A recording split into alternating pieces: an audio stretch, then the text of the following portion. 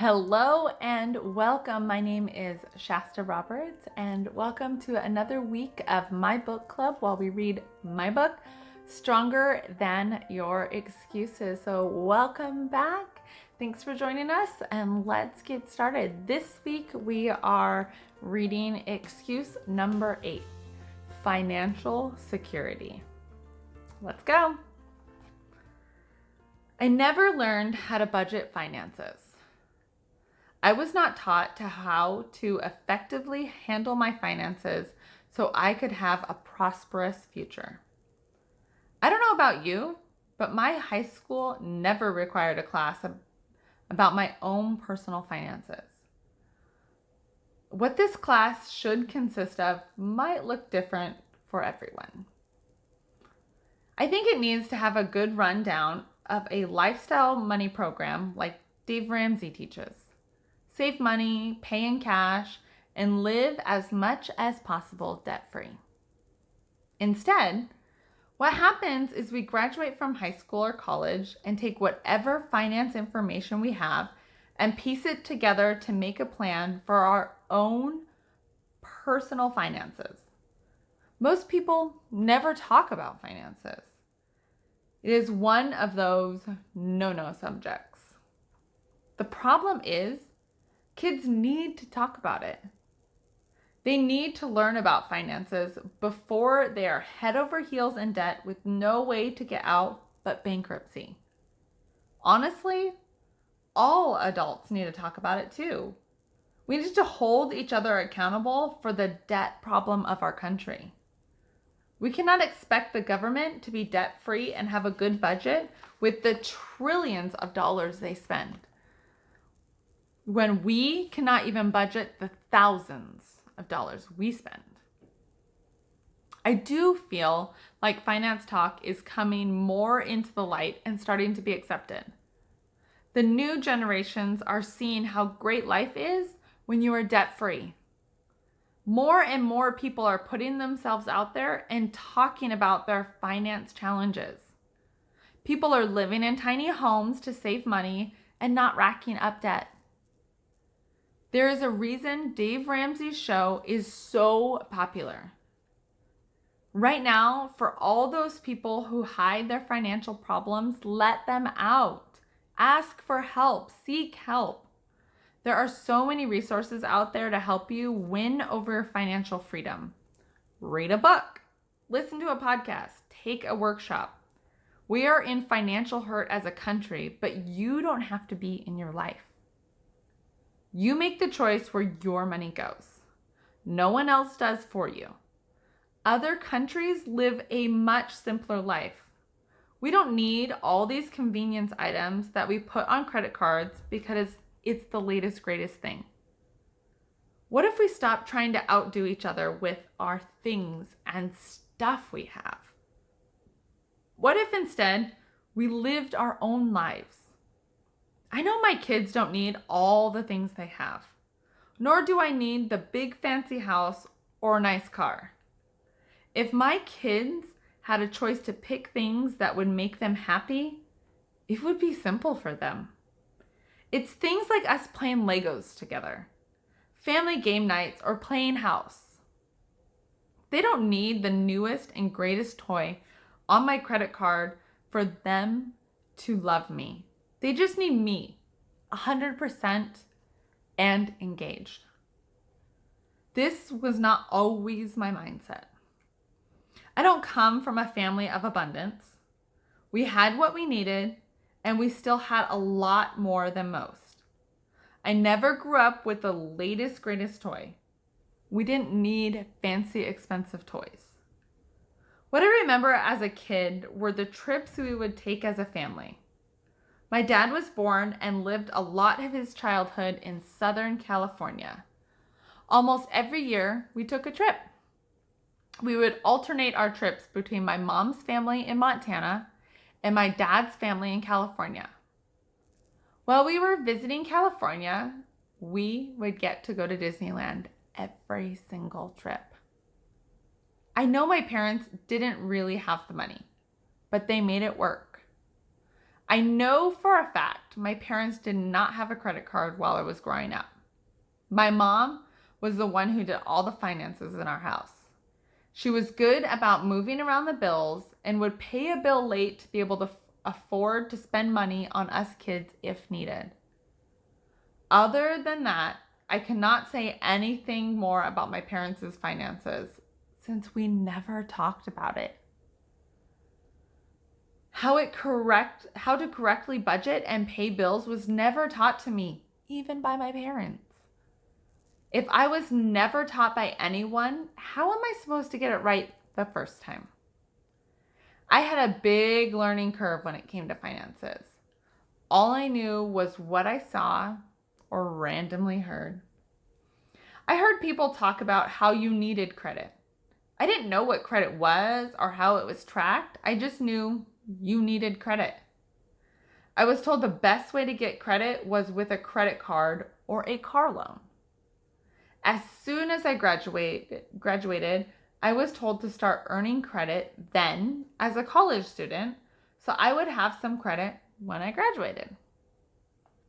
After I turned 18, I went to my bank, and just like that, the bank gave me a $500 limit credit card. I didn't know how a credit card affects your credit. All I knew was that you used the credit on it and then you paid it back down, so you had more money, you had more credit again. Since I was never taught how to budget or spend wisely, it seemed like it was free money to me. I quite quickly racked up the credit card to the credit limit. I did not buy anything I needed or could not live without. I went and had a fun time buying items I wanted but hadn't been able to afford before. For the entire time I had that credit card, it was always maxed out. I would pay the minimum balance and then use the little credit it gave me. After a while, though, it became too hard to manage. I didn't know how to manage it in the first place. I was a poor college student spending my money and thought it too much trouble to have to pay the credit card bill. It was my money and I just didn't have the funds to pay the credit card, or at least that is what I told myself. In less than a year, that credit card was closed and sent to collections. I did not understand the detriment this does to your credit, nor would I for years to come. Right before college was about to start, my car decided it was going to take a crap on me. It wasn't new, it wasn't nice, but it got me from point A to point B. I didn't have any money and I had maxed out my credit card, so I had no money for a down payment either. I had never gone and bought a car or tried to get a car loan before. Pre-internet shopping, we had these newspaper catalogs full of cars for sale. You could pick them up at the front of the grocery stores. They are still around, I know, but I'm not sure anyone uses them anymore. I grabbed a catalog and looked through it and found a couple cute cars and set off to see them. Nothing I could afford was at a nice dealership. I ended up at all the hole-in-the-wall dealerships that give loans to pretty much anybody. The dealership I ended up buying my Jetta at made sure you would never miss a payment on your loan. They put an ignition switch shutoff on the car. If the loan was not paid on time, the car would not start. This alone made sure I always paid my car loan. I never got that first car taken away from me. I paid it monthly until I sold it and paid off the loan. The second car, however, that is a completely different story. After I sold my Jetta because I was unemployed and needed cash to pay rent, I was carless. Thankfully, I lived in Portland with a good transit system. However, after I did find a good full-time job, I wanted another car. This time, I did go to the fancy dealership and found a nice Corolla. I knew I couldn't afford the payments when I signed the loan, but I still did it. It was the nicest car I had owned yet. It was sporty and had all the bells and whistles. I found out very quickly that they don't let you be 2 months late on a car payment. One day, I went to drive my car and it just wasn't there. I thought someone had stolen it until I called the police to report it stolen, and they told me it was indeed not stolen, but repossessed. I could either get a new loan to get the car back or say goodbye to it. I didn't even try to get a new loan. I couldn't afford the first one, and I didn't know about credit, but I knew I had bad credit. The car sold at auction, and I was sent to collections for the difference between the loan balance and the amount it sold at auction. I knew only what I heard or was randomly told about credit. No one has ever sat me down to talk about how and why to manage your credit effectively, or talked about what collections do to your credit and how once you have dug a debt hole, it is so hard to get out. I still wonder why they don't teach this in schools. Credit should scare you into not messing it up. Even after my credit card and car went to collections, I still did not learn though. I still was too nonchalant about how it was affecting my life and my future. This was only the beginning of my debt, and becoming married did not help it either. By the time I got married, I had so much of my own collections I wasn't paying on. He had his own too, but he was paying on his. Although I had taken some finance classes in college and had no problems acing them, budgeting someone else's finances is a lot easier than budgeting your own. When we married, I was the sole person responsible for our finances. I did not ask for this. I was shoved into this role. Although I begged for help throughout the years, I never received any. I knew I wasn't good at it, and he made sure he told me so. He complained weekly, at the very least, how I mismanaged our money, but he still refused to help. He wanted to be able to complain without having to take any of the blame.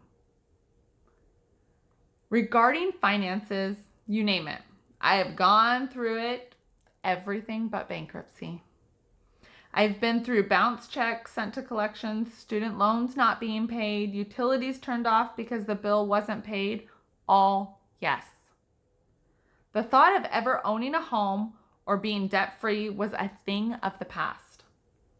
We both had decent jobs and made more than minimum wage, so we had money coming in. However, my husband worked in landscaping and had half the year off work and was on unemployment through the winter. Each time we would get caught up on bills, it would be the time of the year he would go on unemployment and the bills would start to back up again. If we could not afford our payments then, let alone feed ourselves and have gas money, we were never going to get out of debt. I finally realized this. So I slowly started to get us out of debt, one little $20 payment at a time. It wasn't making a big enough impact to make a difference, but each little bill collection I was able to cross off was a win. At the slow rate we were moving, it would have taken a lifetime to get out of debt. In that lifetime, we would have been broke just trying to make it by. That is not what I wanted for my life.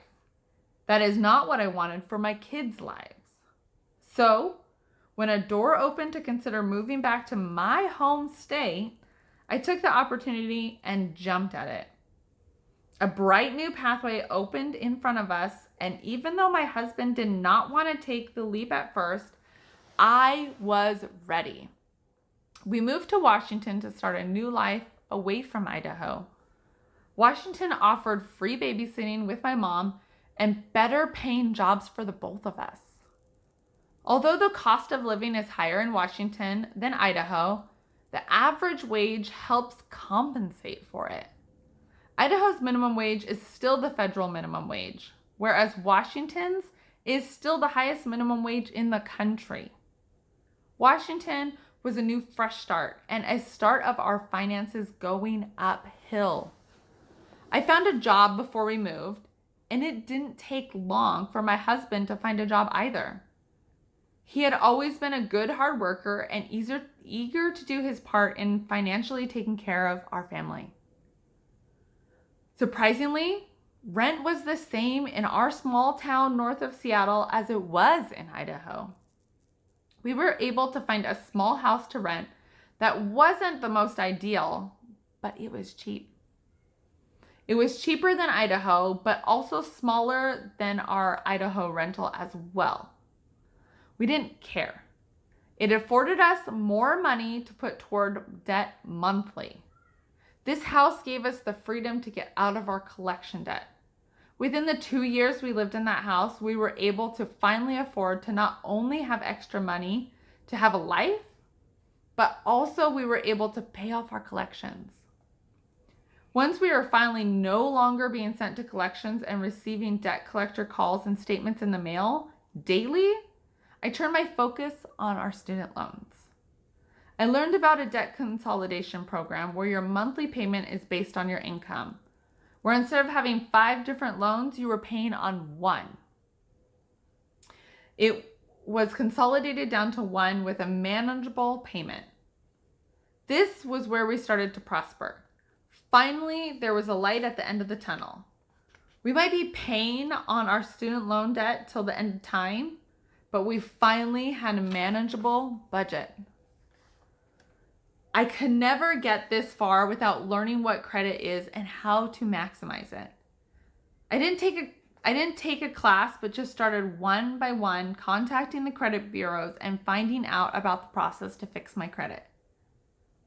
There were collections that should have come off since they had been closed for more than 7 years. There were collections still saying we owed when they were in fact paid off. I taught myself going through the motions and doing the hard tasks that needed to be done.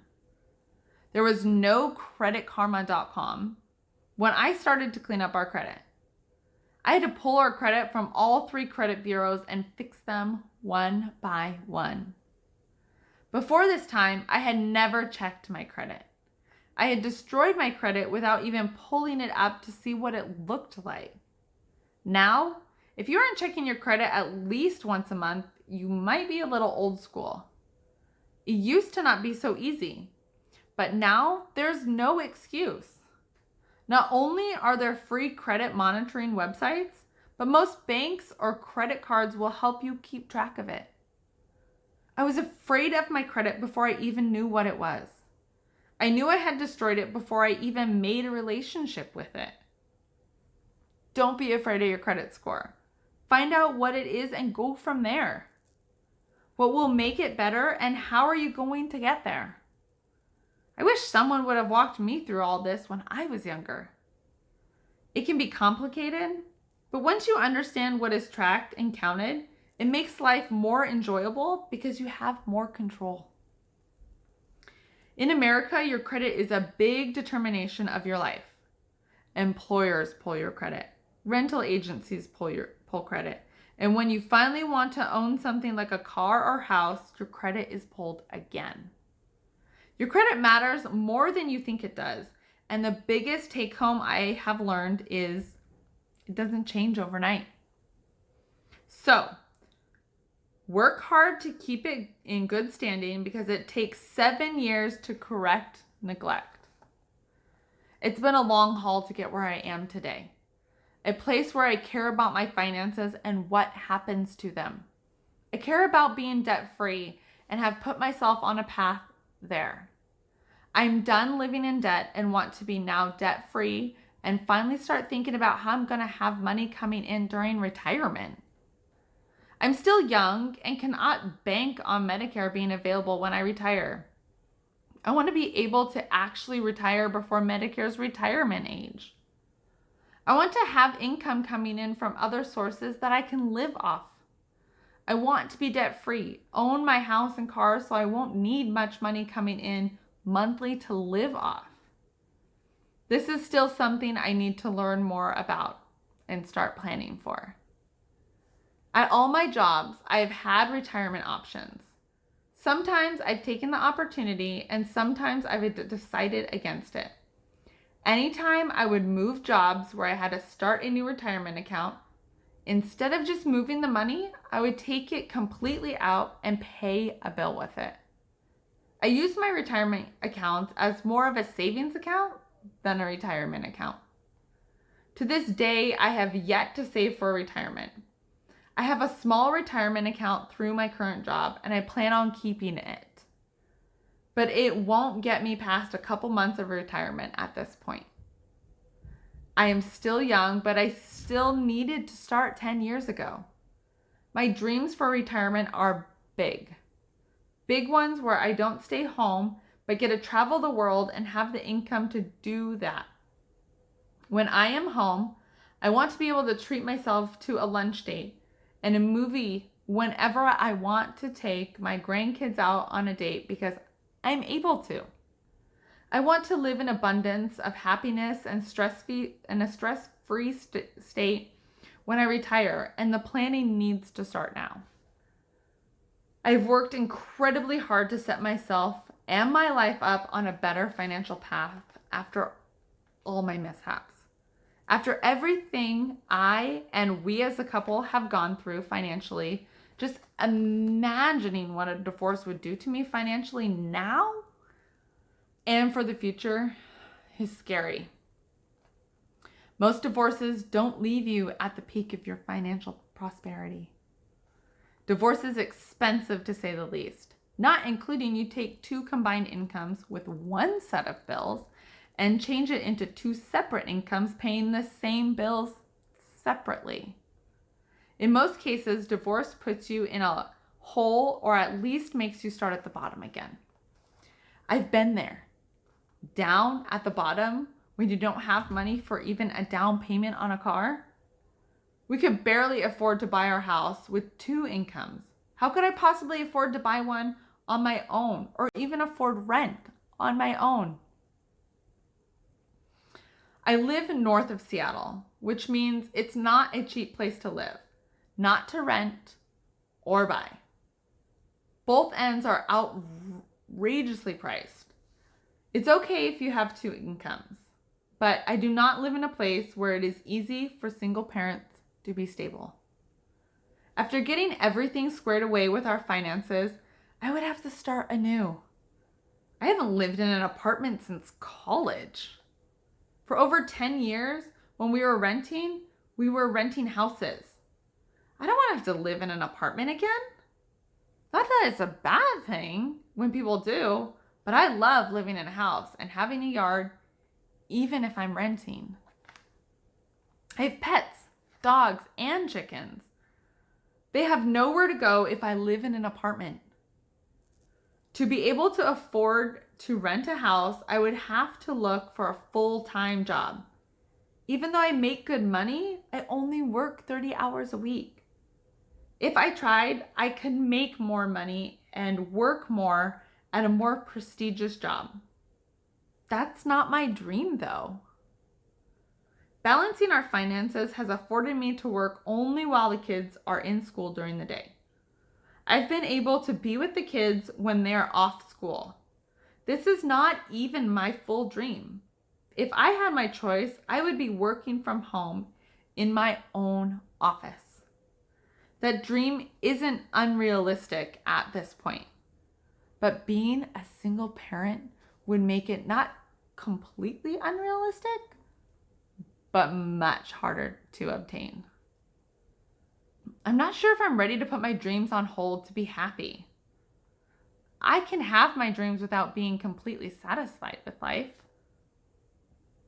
If I stay in my marriage, I can still work toward my life dreams. If I go, I must give them up, at least for a time. I've worked too hard to finally be financially secure. And I'm not ready to just give that up. All right.